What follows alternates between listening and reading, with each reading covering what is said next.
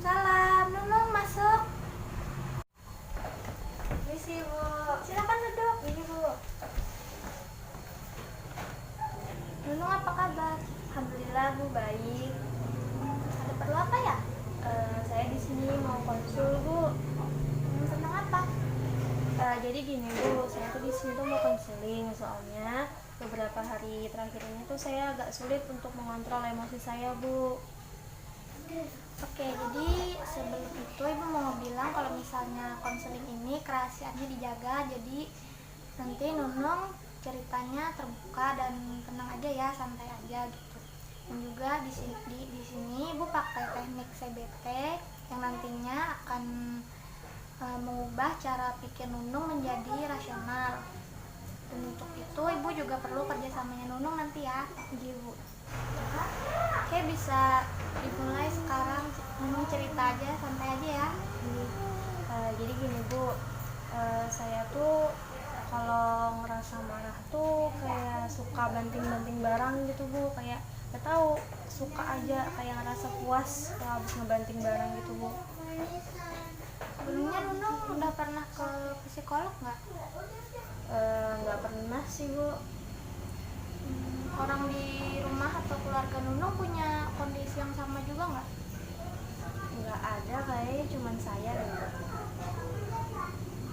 Oke, jadi permasalahan Nunung di sini itu kurang mampu untuk mengontrol emosi gitu ya. Ya benar. Biasanya situasi apa aja yang bikin Nunung marah sampai banting-banting barang itu? Macem-macem sih Bu, tapi itu paling sering tuh pas lagi ngobrol sama temen, terus mereka ngomongin hal-hal yang gak enak, terus bikin saya sakit hati. Ya pas pulang ke rumah tuh saya rasa jengkel, marah, terus kayak banting barang aja. Hal yang nggak enak itu yang kayak gimana? Misalnya tuh kayak lagi ngomongin nilai gitu Bu, terus mereka tuh kayak ngebandingin nilai-nilai mereka. Emang kenapa kalau mereka membandingin nilai sama kamu? Ya saya tuh kayak merasa mereka tuh lagi ngerendahin saya gitu Bu. Kenapa Nunung ngerasa direndahin? Jadi tuh karena dari kecil ibu saya tuh selalu bilang kalau saya tuh nggak pandai belajar gitu Bu, katanya nilai saya nggak bagus walau saya tuh udah bekerja keras. Jadi saya tuh nggak mau, kalau saya tuh nggak mau dan takut kalau direndahin juga sama teman-teman gitu Bu. Sampai sekarang Ibu masih sering kayak gitu? Ya Bu, masih. Situasi yang kayak gimana sih yang menurut kamu tuh ngerendahkan gitu, atau ucapan yang kayak gimana sih? Misal tuh kayak pas lagi ulangan kan Bu, selesai ulangan tuh mereka tuh kayak tanya-tanya nilai gitu Bu, terus mereka tuh ngasih tahu nilai mereka gitu. Gimana perasaan Nunung waktu itu? Ya saya merasa marah. Kalau reaksi fisik kayak misal apa yang terjadi di badan Nunung waktu menghadapi situasi yang kayak gitu? Saya langsung gemetar Bu karena nangis. Apa yang kelintas di pikiran kamu waktu mereka tuh nanyain nilai atau pas mereka nunjukin nilai mereka? Saya tuh langsung mikir mereka tuh pasti mau rendahin saya gitu. Apa yang kamu lakuin pas saat itu? Di situ saya diem Bu, cuman kalau pas di rumah ya meledak-ledak. Gimana respon orang di rumah kalau ngelihat Nunung lagi meledak-ledak gitu? Ya ibu bapak paling mencoba untuk menenangkan saya, terus alhamdulillahnya tuh mereka tuh nggak pernah marah gitu Bu. Oke, jadi permasalahannya di sini Nunung takut direndahkan bukan hanya dari teman-teman tapi juga ibu Nunung ya. Dan karena hal itu Nunung nggak bisa mengendalikan diri saat merasa marah, sehingga jadi emosinya meledak-ledak dan melempar-lempar barang gitu. Ya Bu. Jadi apa yang mau Nunung ubah dari permasalahan ini? Saya mau jadi lebih penyabar lagi sih. Biasanya kalau Nunung lagi marah apa selalu melempar-lempar barang? Nggak selalu melempar-lempar barang sih Bu. Apa yang Nunung lakuin saat itu? Mungkin bisa nonton film atau dengerin musik kayak gitu-gitu Bu. Kalau hubungan Nunung sama teman-teman atau orang rumah biasanya kayak gimana? Baik aja sih Bu, cuman ya itu kalau mereka udah nanya-nanya nilai itu kayak bikin kesel gitu.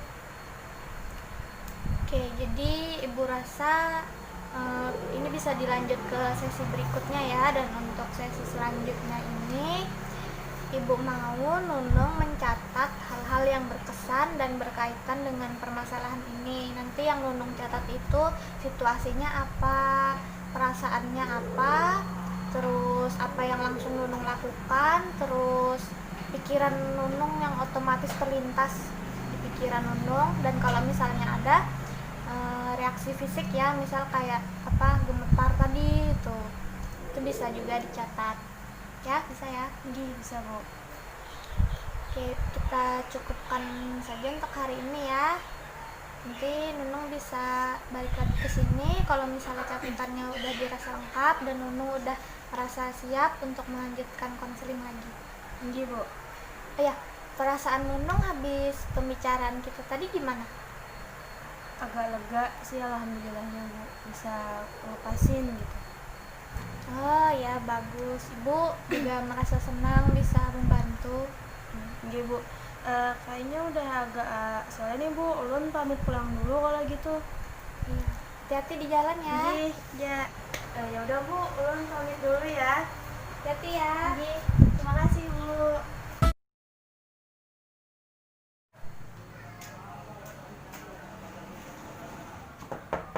Assalamualaikum Ibu. Waalaikumsalam. Nunung, masuk dong. Duduk dong. Ibu, terima kasih. Nunung gimana kabarnya? Alhamdulillah Bu, baik.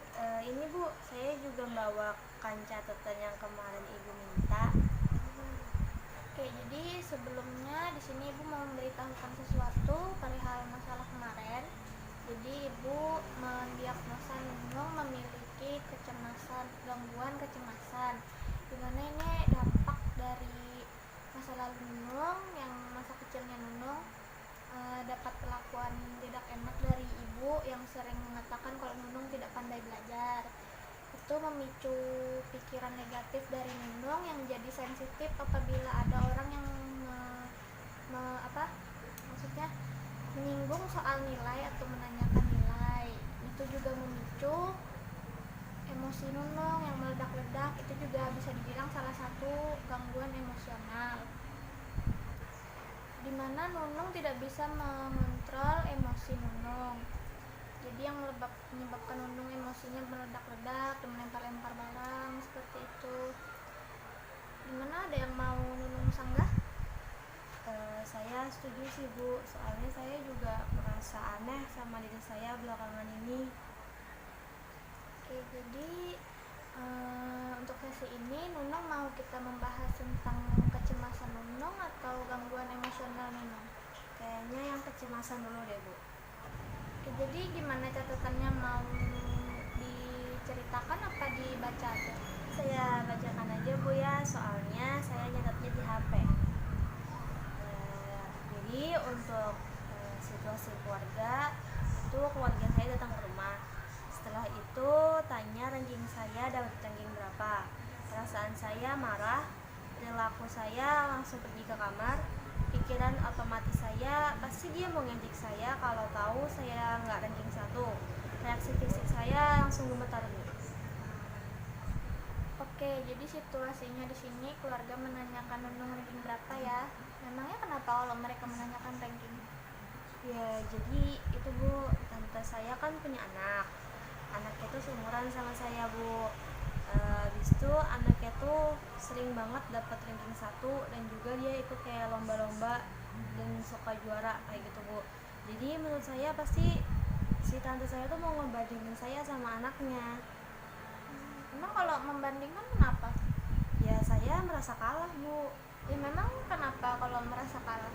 Ya karena di situ banyak keluarga Bu, dan pasti kalau saya kalah, keluarga saya bakal berpikir kalau saya itu bodoh dan gak lebih pintar daripada sepupu saya itu. Emang kenapa kalau mereka berpikir begitu? Ya, saya merasa usaha dan kerja keras saya selama ini nggak ada hasilnya kalau saya tetap dipandang rendah, Bu. Emang kenapa kalau usaha Nunung nggak dihargai orang lain? Ya, artinya tujuan saya gagal dan saya usaha keras tapi nggak dihargai orang. Kenapa kamu berpikir kalau kamu harus dihargai orang lain? Kalau saya dihargai orang lain, berarti usaha saya itu berhasil, Bu. Dihargai itu gimana maksudnya? Ya, bisa kayak memuji atau paling nggak mengomentari lah, atau memperlakukan saya seolah-olah saya ini nggak pintar. Contoh dari memperlakukan kamu seolah-olah nggak pintar itu yang kayak gimana? Misalnya tuh kayak mereka ngomong dia tuh nggak bisa gitu, atau kalau misalnya mereka pas lagi perlu bantuan, mereka tuh minta bantuannya sama orang lain bukan ke saya. Jadi permasalahannya di sini bukan cuma sebatas nilai mata pelajaran sekolah ya, tapi juga tentang kemampuan Nunung di mata orang lain gitu. Iya, Bu. Oke, jadi kalau dilihat dari sudut pandang teknik CBT, kognitif behavioral terapi ini ada yang namanya distorsi pikiran otomatis, yang namanya mind reading. Jadi mind reading ini seolah-olah kita mengambil kesimpulan dari apa yang dipikirkan oleh orang lain. Nah, Nunung kan bilang kalau misalnya ada orang yang menanyakan nilai Nunung, pasti mereka mau ngebandingin nilai mereka sama Nunung. Akhirnya mereka mau merendahin Nunung. Nah, kan itu sebuah pikiran yang agak negatif ya, karena kan nggak semestinya kayak gitu. Terus juga Nunung menganggap kalau misalnya keberhasilan Nunung itu diukur dari penghargaan yang diberikan orang lain kayak gitu, dihargai atau enggaknya itu menentukan Nunung berhasil atau enggak kan. Itu sesuatu yang suatu pikiran yang agak negatif juga, asumsi yang seperti itu. Jadi itu yang menimbulkan masalah. Gimana menurut kamu? Oh, jadi gitu ya, Bu. Ya menurut Nunung gimana? Menurut saya sih kayaknya emang bener, Bu, kalau yang salah itu pikiran saya sendiri yang menganggap kalau saya gagal kalau misalkan gak dapat pengakuan dari orang lain gitu. Bagus kayak gitu. Untuk tujuan awal Nunung yang pengen jadi orang yang penyabar itu menurut Nunung gimana cara mewujudkannya?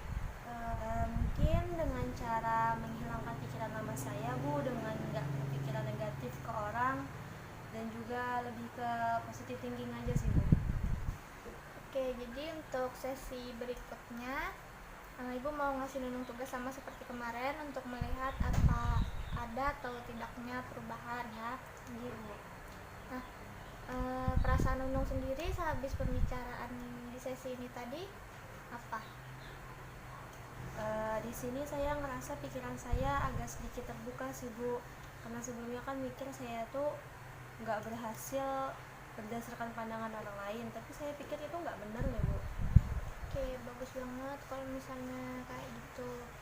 Nah, untuk sesi ini Ibu rasa cukup untuk hari ini ya, dan sampai jumpa di lain hari kalau misalnya Nunung sudah siap dengan catatan Nunung lagi. Iya, Ya. Bu. Kalau gitu saya pamit pulang dulu, Bu ya. Ya. Bu, saya pamit dulu, Bu ya. Ya, hati-hati ya. Assalamualaikum. Salam.